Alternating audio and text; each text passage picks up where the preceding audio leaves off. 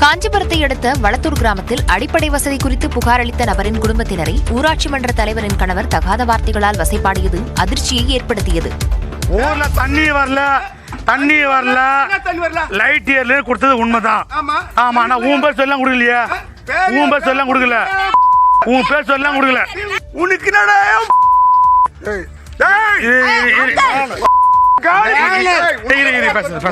வளத்தூர் ஊராட்சி மன்ற தலைவராக இருப்பவர் கீதா.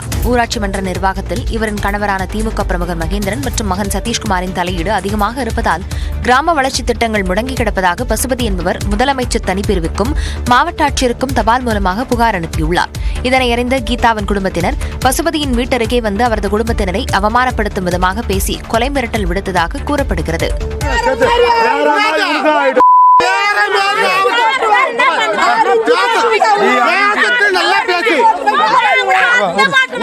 ஊராட்சி மன்ற தலைவரின் குடும்பத்தினரே பொதுமக்களை ஏளனமாக நடத்தியதைக் கண்டு கிராம மக்கள் அதிருப்தி அடைந்தனர். நாகப்பட்டினத்தில் அடுத்த வீட்டின் சுவர் மீது ஏறியவர்களை தட்டி கேட்ட நபர் கொடூரமாக தாக்கப்பட்ட சம்பவம் பரபரப்பை ஏற்படுத்தியது. நாகூரைச் சேர்ந்த சாப்ட்வேர் இன்ஜினியரான ஷேக் அலாவுதீன் தனது பக்கத்து வீட்டின் சுவர் மீது ஏறி குதித்தவர்களை தட்டி கேட்டுள்ளார். தொடர்ந்து அவர்களது பெற்றோர்களிடம் புகார் அளித்துள்ளார். இதனால் ஆத்திரமடைந்தவர்கள் தொழுகை முடிந்து திரும்பிய ஷேக் அலாவுதீனை நடுரோட்டில் வைத்து தாக்கினர். இது தொடர்பான சிசிடிவி வெளியான நிலையில் காவல்துறை இதுவரை நடவடிக்கை எடுக்கவில்லை என அலாவுதீன் குற்றம் சாட்டியுள்ளார்.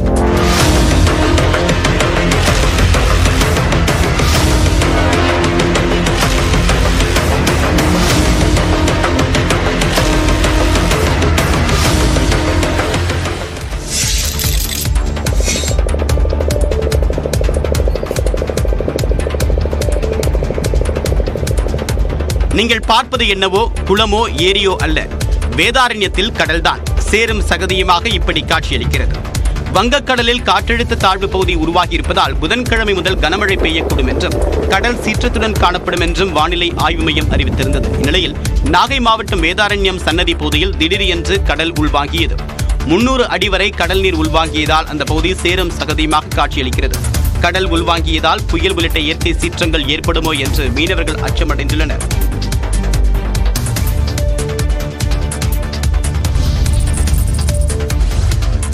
சாராட்சியர் உள்ளிட்ட பணிகளுக்கான குரூப் 1 முதன்மை தேர்வு இன்று தொடங்குகிறது. தமிழ்நாடு அரசு பணியாளர் தேர்வாணையம் நடத்தும் தேர்வுகளில் முக்கியமானது குரூப் 1 தேர்வாகும்.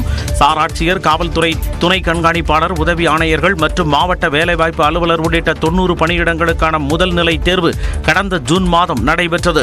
ஆயிரக்கணக்கானோர் எழுதிய இந்த தேர்வில் முதன்மை தேர்வு எழுதுவதற்காக 1232 ஆண்கள், 655 பெண்கள் மற்றும் ஒரு மாற்று பாலினத்தவர் தேர்வாகினர். இவர்களுக்கான முதன்மை தேர்வு இன்று முதல் 13ஆம் தேதி வரை 19 இடங்களில் நடைபெறுகிறது. ரிசர்வ் வங்கியின் புதிய ஆளுநர் சஞ்சய் மல்ஹோத்ரா புதன்கிழமை பதவியேற்கிறார். ரிசர்வ் வங்கியின் புதிய ஆளுநராக சஞ்சய் மல்ஹோத்ரா நியமிக்கப்பட்டுள்ளார். தற்போதைய ரிசர்வ் வங்கியின் ஆளுநர் சக்தி காந்ததாசின் பதவிக்காலம் செவ்வாய்க்கிழமையுடன் முடிகிறது. சுமார் 6 ஆண்டுகள் ரிசர்வ் வங்கியின் ஆளுநராக இருந்த சக்தி காந்ததாசிற்கு பதவிக்காலம் நீட்டிக்கப்படாது என தகவல் வெளியாகியிருந்தது. இந்த நிலையில் ரிசர்வ் வங்கியின் புதிய ஆளுநராக தற்போதைய வருவாய்த்துறை செயலர் சஞ்சய் மல்ஹோத்ரா நியமிக்கப்பட்டுள்ளார்.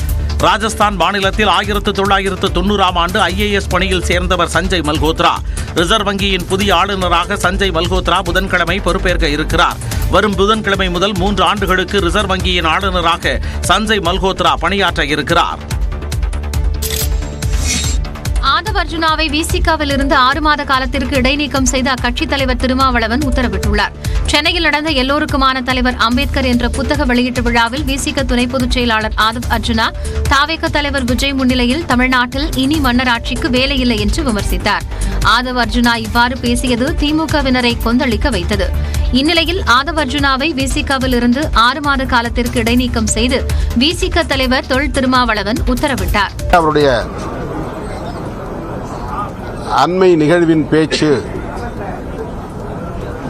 கட்சியின்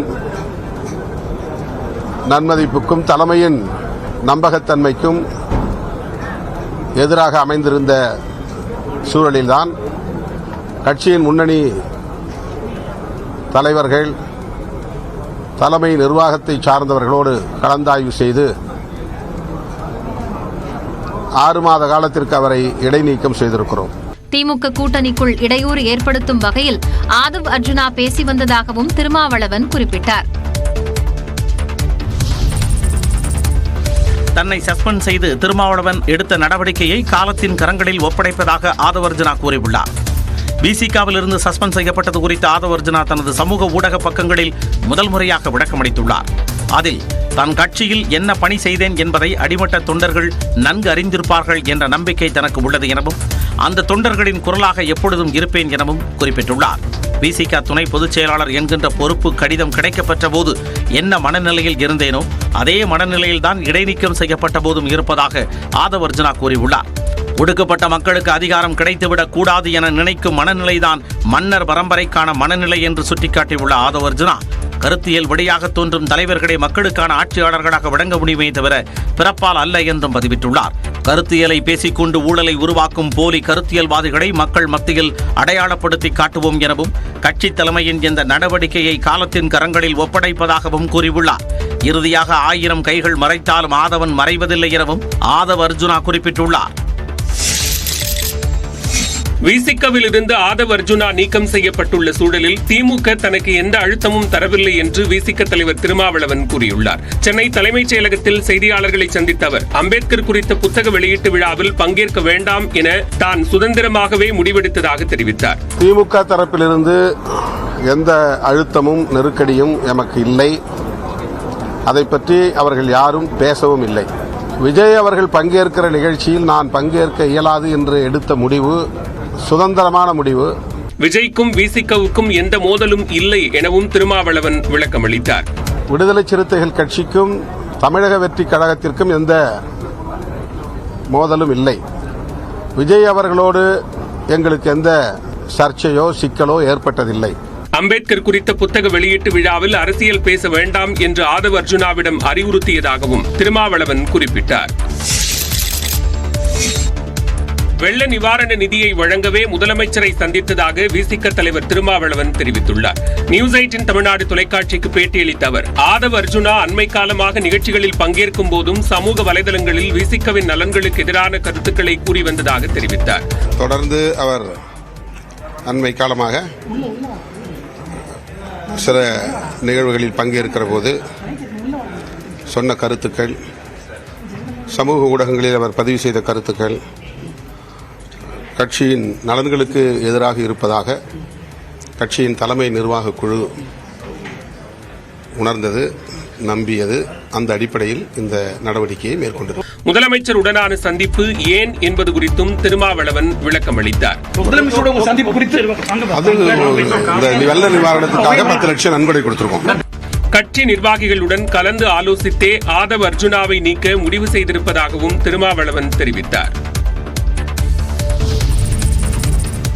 கூடைப்பந்து வீரராக தனது வாழ்க்கையை தொடங்கி இன்று தமிழ்நாட்டு அரசியல் களத்தில் கவனம் பெறும் அளவுக்கு உயர்ந்துள்ளார் ஆதவ் அர்ஜுனா.